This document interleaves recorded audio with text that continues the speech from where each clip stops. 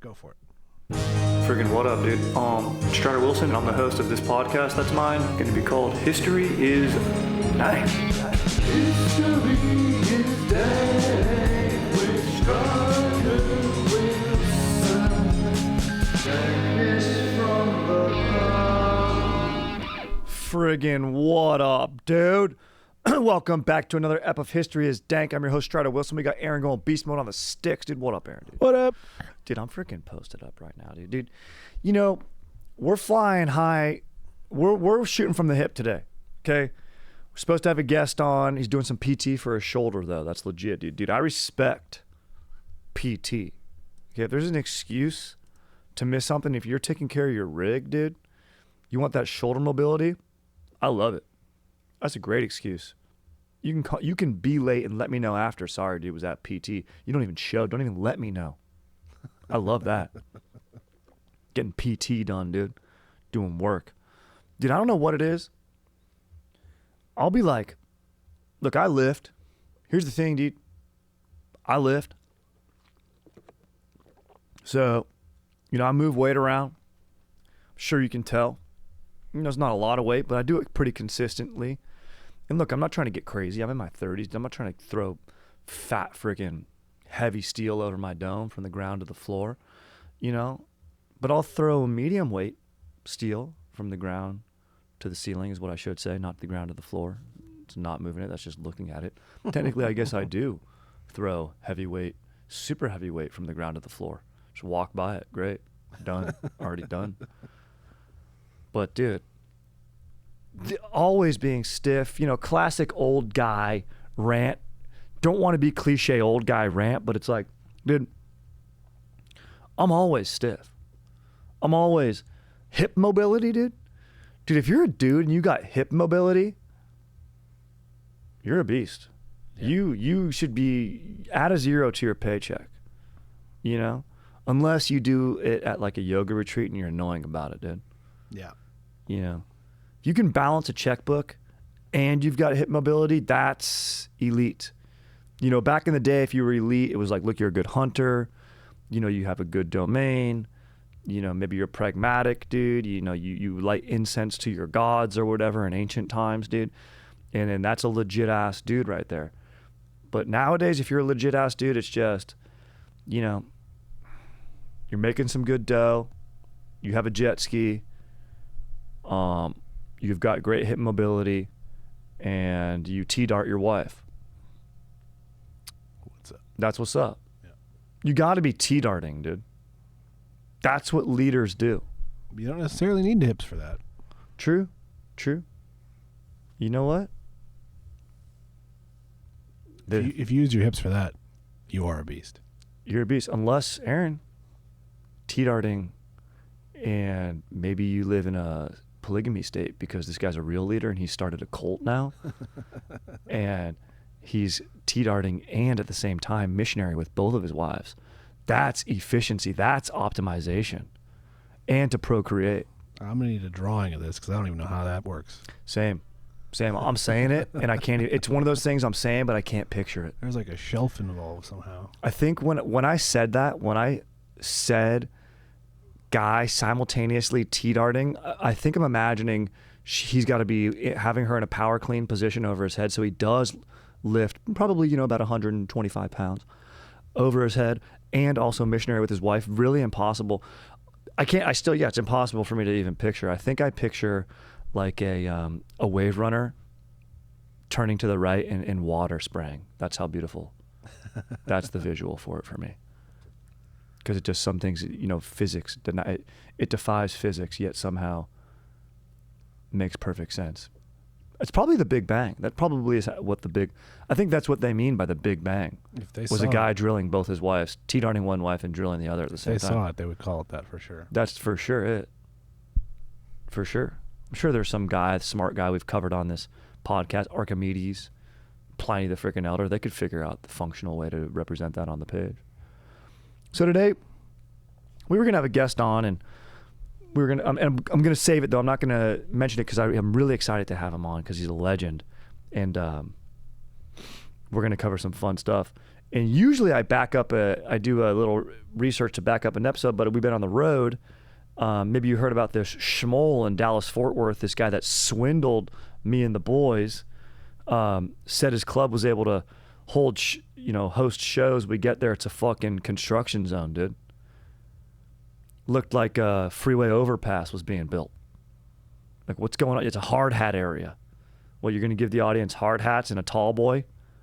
That'd be pretty dank, actually. Honestly, it'd be, when I said that, I'm like, do you know it's a pretty good business model? Should have pitched that to the guy. I should have absolutely. A lot of money in hard hats, though. True. You know, maybe rentals. If you could rent them, maybe. Tall boys, it's great. You buy a battery pack of those puppies, dude. It's a good deal. It's a good freaking deal. So today we're calling an audible, which I love to do. NFL drafts coming up. You know, we're already in football season, and you know that keeps the lights on in the sports world.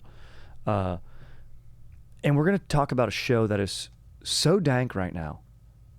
And if you're not watching it, you're doing yourself a huge disservice. And we'll approach it, of course, from a historical angle, as we always do, a dank-ass historical angle. The show is called Shogun. Okay? It's a tale, the basic way to look at it, and if I want to make fun of it, it's about like, you know, classic white dude comes in and ends up appreciating Japan. And I love Japan. And I don't want to spoil the arc of what it goes on. This character, Anjin, and you don't really know in the series. You think maybe he's a pirate. He's a British sailor, and he's coming there, and this is in the 1600s. It's when it takes place in Portugal. You know, they're the seafaring gods of the sea, if you will. You know, Camões, Vasco da Gama, these explorers, actually slightly after their era, but they laid the, I want to say groundwork, but that's wrong. The waterwork, I suppose. I don't know. I should ask that guy in Fort Worth. He's doing a ton of fucking construction. He probably knows the difference between groundwork and waterwork. In any case, the routes to Japan from Portugal, the safe route that, you know, pirates didn't go through, and the channels were okay for the vessels to make it through without, you know, fucking running aground or, you know, hitting rocks or any crazy shit like that, or bad currents. The proper current that would take you there the most efficiently was known by Portuguese.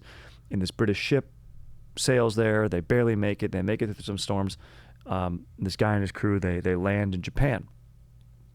And then the story starts with this sailor, Anjin is his name, and his experience in Japan. And it's sort of this feudal period. It's after the emperor has passed, and now the main regents are, of course, vying for power. And it's pretty cool. I mean, because the heir is too young. Heir is too young. Exactly right. He's a young boy. That's correct. The emperor has one heir. He's too young of a boy. So, unlike the Egyptians. Yeah, the Egyptians. Not putting that dude in power. Let him rule. You know, young Ramses the Ninth or whatever, dude. Let him go. Let the dude rip. He's like, everyone gets recess. Everyone gets it. That'd be a sick ass ruler, dude. If he gave everyone recess, it'd be so sick, dude. But Japan, my boy Dan Carlin says it right. He's like, and I've said this before on the podcast, and I'm saying it again, is they have the same, a lot of cultures share the same admiration for courage, honor, bravery, you know, and this disdain for treachery, stealing, lack of honor, lack of code. But the Japanese do it more intensely. For some, it's just more intense. I don't know. Maybe it's just spatially, the fact that they're sharing an island and they're stewards of that island. And dude, Japanese culture is the best, dude. You see, like when they go to World Cup games and shit, the Japanese fans stay. They clean up their section. It's clean, dude. You go use a public bathroom. You could get married in a public bathroom in Japan. People would be like, "Good call." That's how nice it is. You know, it's. They should do that, dude. We should open up Japanese-style air. Business idea, dude. Uh-oh. Here we go. Buckle up. Business idea coming at you, dude. Japanese bathrooms around town. I'd do it. I'd pull over. You know, and with COVID, you go to any gas station now, you can't use the restroom. It's always closed for customers. It's always out of order.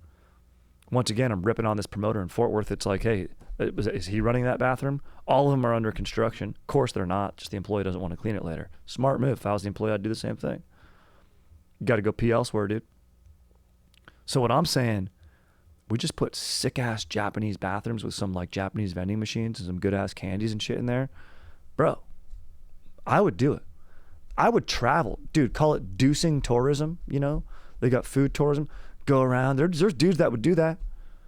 Hell, I'll go to Barstow, take a shit, drive back 2.5 hours. Why not?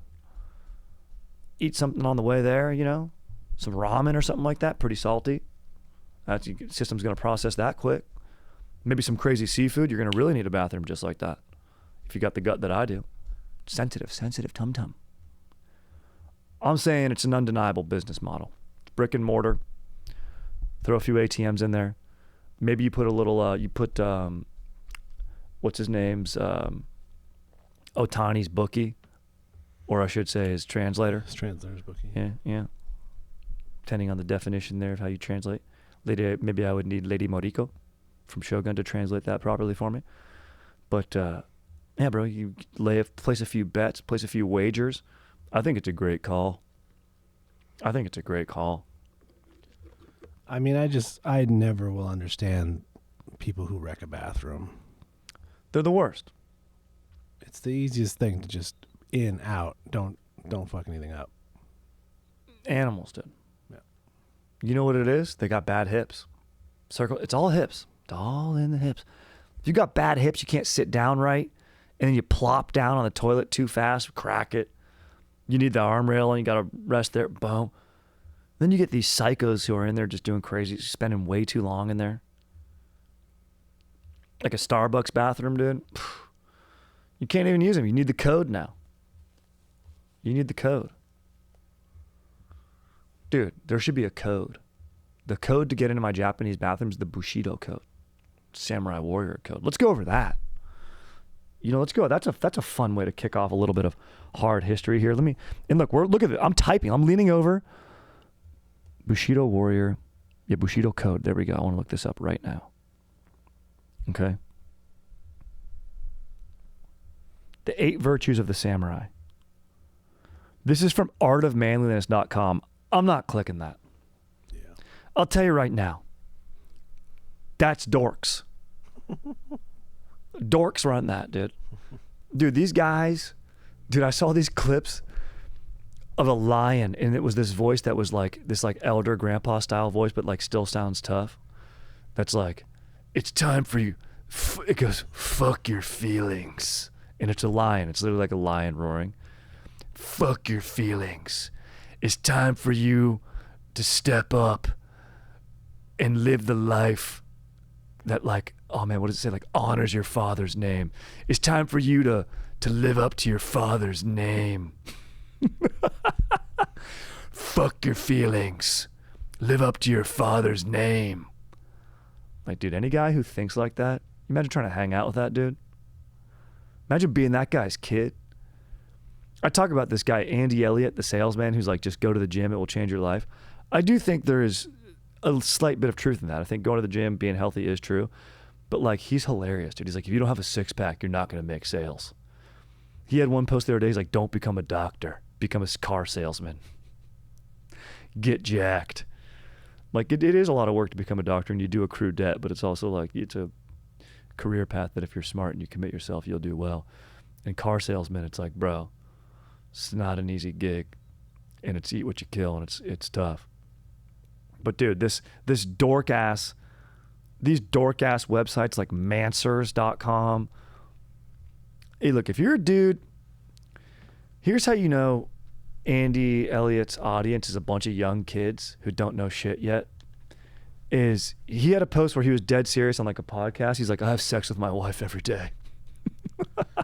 Yeah.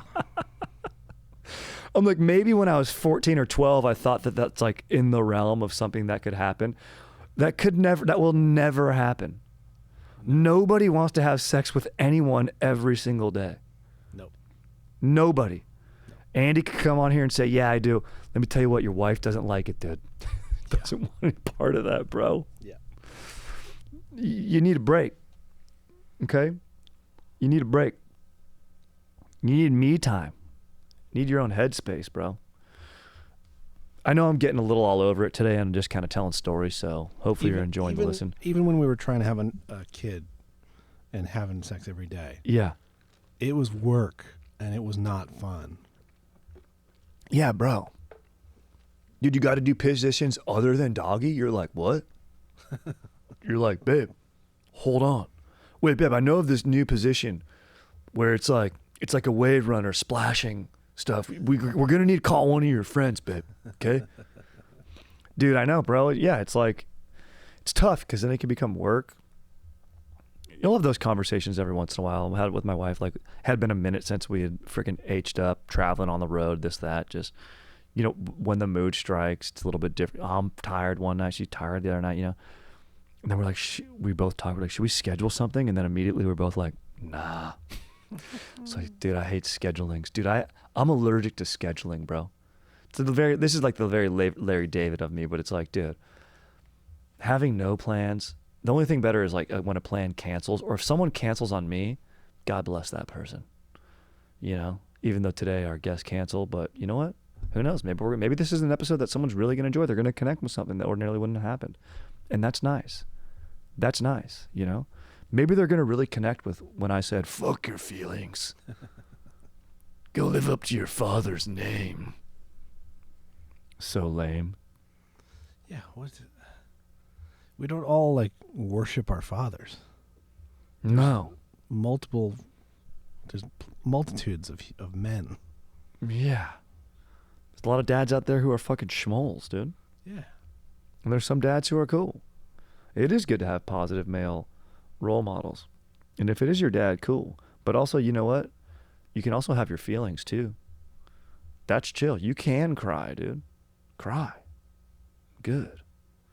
You know, don't do it too much. Don't do it in the middle of a board meeting. I wouldn't advise that, but you can. You know? Honestly, dude, cry during PT. That's a healthy place to cry. It fucking hurts.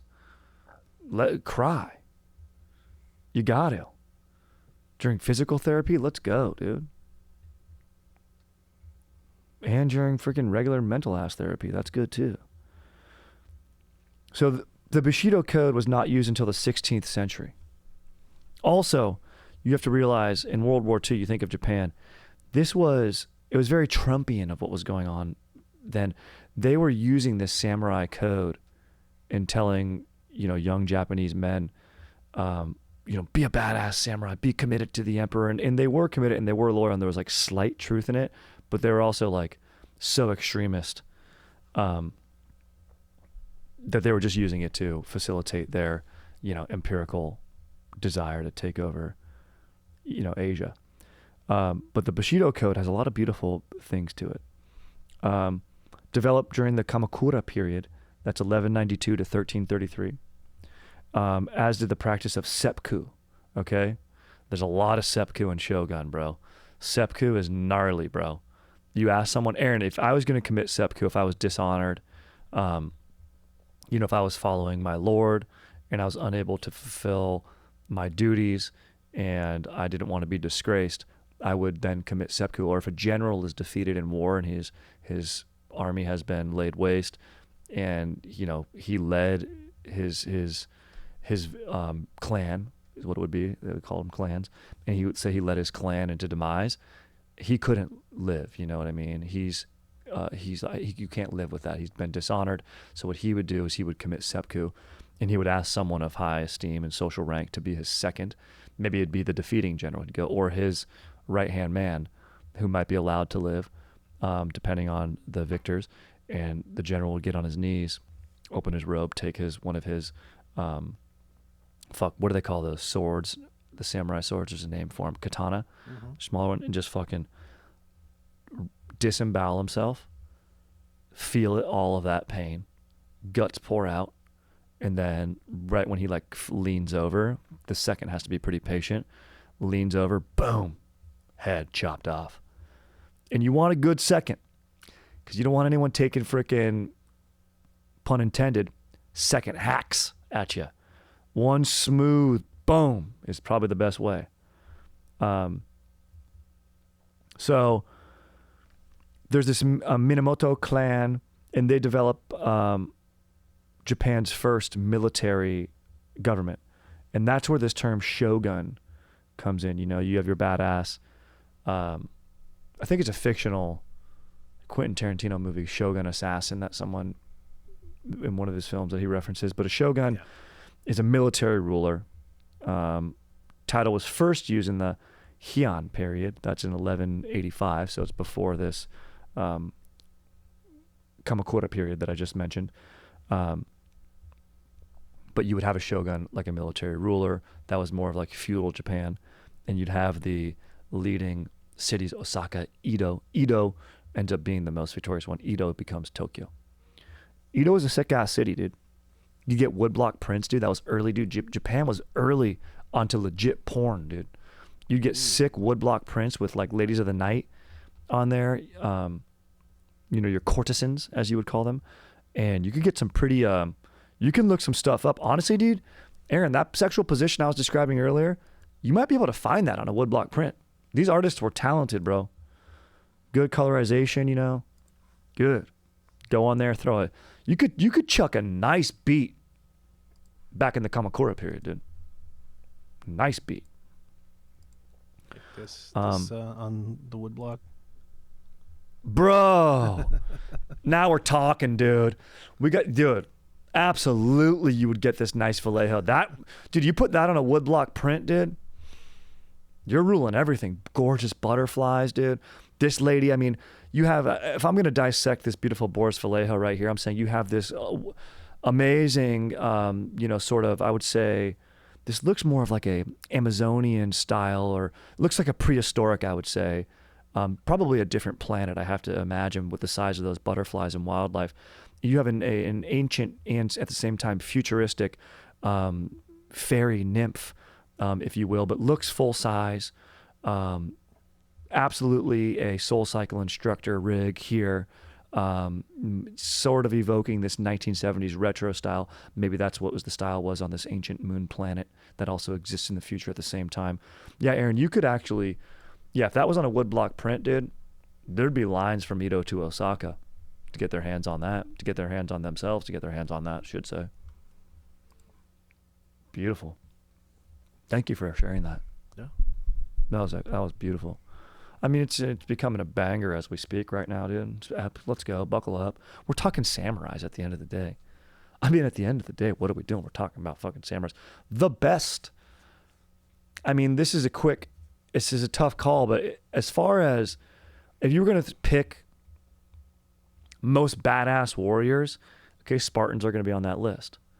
But badassery plus aesthetic, and I'm talking ancient, not Navy SEAL, plus the Navy SEAL aesthetic now, which is like the beard. I respect the beard. But, you know, what's his name? Freaking Dan Bilzerian kind of social media-fied it. It's like, dude, there should be a dude on social media who just dresses like a Spartan and goes to the supermarket and buys steak. That's what they'd say to do on that stupid-ass website. What was the name of that website? Menanswers.com or Manswers.com. That was going to tell me the Bushido Code. Get out of here, dude. How to take the Bushido Code to the boardroom.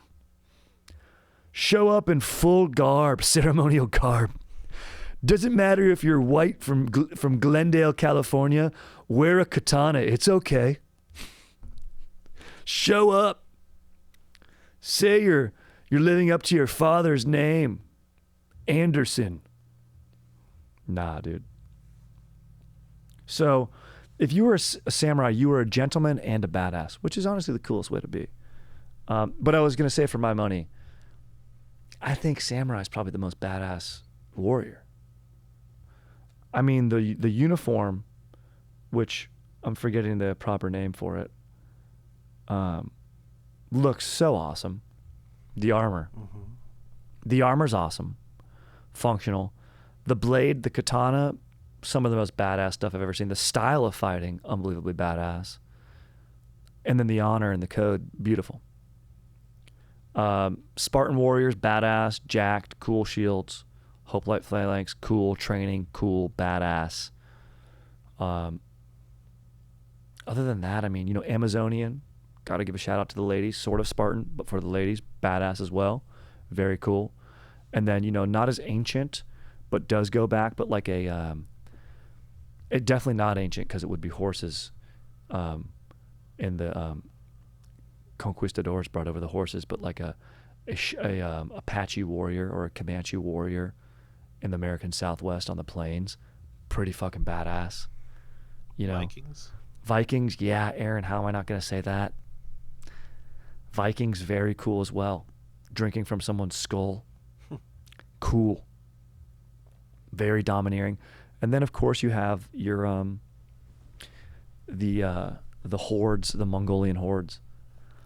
Pretty cool. Shooting arrows, doing flips on the horses, shooting off the back. Fucking badass, dude. And then I also like a medieval knight. I'm not going to lie. But I'm going samurai, dude. I think it looks so awesome.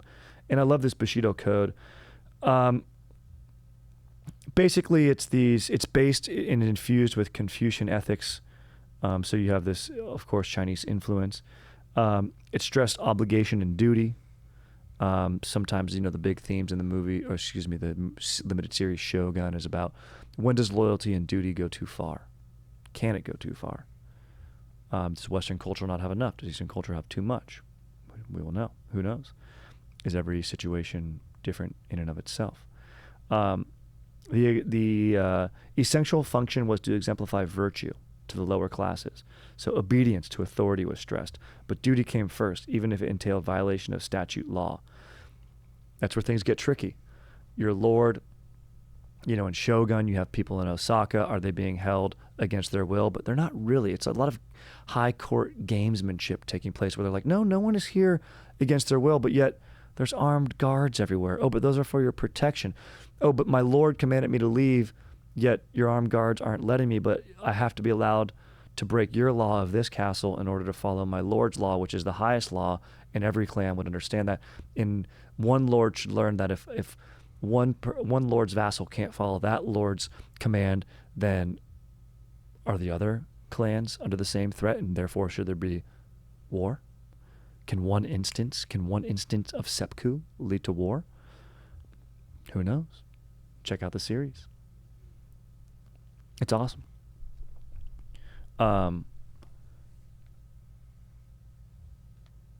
There's a story, we mentioned this, and it's a Keanu Reeves movie, 47 Ronin. It's about former samurai.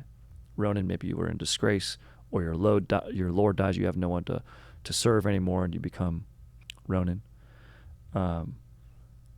This 47 samurai, this is an 18th century story, so we're jumping around here a little bit. They become, so masterless samurai is the exact definition of a Ronin, however that goes about happening. Their lord's murdered, so they avenge their lord's death, and afterwards are all ordered to commit seppuku because they follow him. So basically a little quick rundown of I talked about this in a future podcast, but when I mentioned in World War II, you had this sort of Meiji. The Meiji Restoration actually that's what's taking place around the movie Last Samurai, and we've gone over this in a future episode. You should visit that episode if you're itching for a little more samurai talk. Check out that episode of History is Dank. You're gonna like it. But this also was the beginning of sort of Japanese nationalism and sort of comes to a climax in World War II. Nationalism's a dangerous game. You know, it's good to have pride in your country and where you're from and in your history and your culture, but nationalism has this element of militarism and we're better than the others. That's a little bit of a dangerous game, and you mix that with an arms race, that's how you get World War I and World War Deuce. That's why we have this podcast. We have to learn from history so we're not doomed to repeat our mistakes. Also, let's be honest, I've been talking hip mobility, and I'm asleep at the wheel over here, Aaron. Some of the best hip mobility and some of the most respected hip mobility in the world, sumo wrestlers. Ooh. Bro, you ever watch sumo wrestling? You ever find yourself in a hotel room? You don't know what to watch? Sumo wrestling. You're staying late at night. You're up. Oh, I can't sleep tonight. Flick on some sumo wrestling. You are going to be treated. These guys, the athleticism, everyone would tear an Achilles. I would watch sumo wrestlers play pickleball. That's what they should do when they retire. The mass of these guys, and they also have levels of ranking. What's the biggest? Yokozuna. Yokozuna, exactly. Yokozuna, that's the term. It's universal. bro, you become Yokozuna, that's a great amount of respect. You get respect, bro. That's what I love. And the hip mobility. Those guys shoot out. Great thing to watch. Man, I want to go to Japan. Japanese government should freaking be paying me for this episode, dude. I want to go to Japan. And I like sushi. Don't get me wrong. I love to freaking go out for a nice date night with my wife, get some sushi, dart, and then, be in bed by 7:30 and geared up for a nice little Saturday, get some stuff done. You know what I'm saying? Maybe go house hunting, maybe go to the Home Depot, maybe pick up some potted plants. I don't know. Nice little day. Sushi, dart, sleep, walk dog. Let's go. Fired up. But I want to go to Japan with my wife. Get some sushi. And then, you know what? I want to go on a nice tour, look at some Shinto shrines, embrace some nature. And then she goes to bed a little early, and I go, hey, I'm going to go out. I want to go down one of those alleys that seems like it's the architecture, because it's so old. It's like those cobblestone roads. Everything seems a little canted. And you go into one of those tiny little bars, barely enough seats for 5 people. I get lucky, spontaneous. I sit down. There's a fucking dude cooking up some dank-ass Japanese steak. So people don't realize, dude, the Japanese, dude, maybe they do realize, Kobe, Wagyu, Japanese got some of the dankest-ass steaks out there and good-ass whiskey. Get myself a fucking good local beer, like a rice beer. Get myself a fucking dank-ass whiskey and a steak. Boom, dude. Try to spark up a conversation, even though I speak no Japanese. Maybe the guy next to me is, more cultured than I am, speaks some little English. We start bonding, dude. He shows me wrestling videos on his phone. We dap it up. I mean, that's heaven, dude. How fucking sick is that? It's pretty sick. Yeah, dude. All this because of Bushido, dude. Because of, Shogun, the series. So sick, dude. 1600s, bro. There's cannons. Cannons are new in this time, at that era, but it's mainly katanas, spears, bigger ass spears with bigger ass blades on the end. Fucking badass shit, dude. It's badass. So, we didn't dive too much into the history, but, the shogun governments are called, I'm going to say it wrong, bukafu. It means like a tent government, and what that means is, you're traveling around, you're making tents, so it's not really like you do. I guess you have a capital city, but you're always having to cruise around and enforce your rule. Different military commanders, you got to sort of feed the machine. It's not really sustainable, but it's a badass title, and the leaders, and it just in any case, it creates good drama after the fact. Living through it's probably not fun, unless you're the ones in charge. And it's how this shogunate era leads to feudal era, and then main ruler falls, and it's cyclical, right? Went for a span of about 700 years. So freaking badass, dude. It worked for somebody. Yeah, exactly. They say everything makes somebody happy. And this episode made me happy.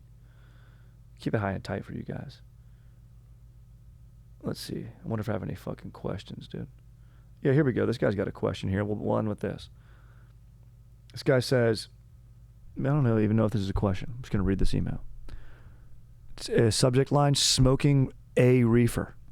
Guy sounds like he was pretty stoned when he wrote this. Yeah. Says, hope you're doing great. And then he corrects it in here. He goes, I'm smoking reefer and eating brisket while listening to the pod. If you're ever in Austin, I know how to finesse the gray market of weed. And we have weed cafes, baby. Think it would be interesting to see the history of the great Texas barbecue dynasties. It's like European feudal politics. It's great. Or Japanese. Look, it all exists. Everyone's vying for power, right? He goes on to talk a little bit about Franklin, Terry Blacks, Lockhart, some good-ass spots. I've been a few of these. I like that. So he goes with weed being semi-legal in Travis County. It's interesting. The game will change. It's funny about Texas that they're like, don't let you have weed. You can have a gun, but God forbid you have a little bit of weed. You want to take your gun to the bank? Sure. You better not be buying weed with the money you pull out of that bank.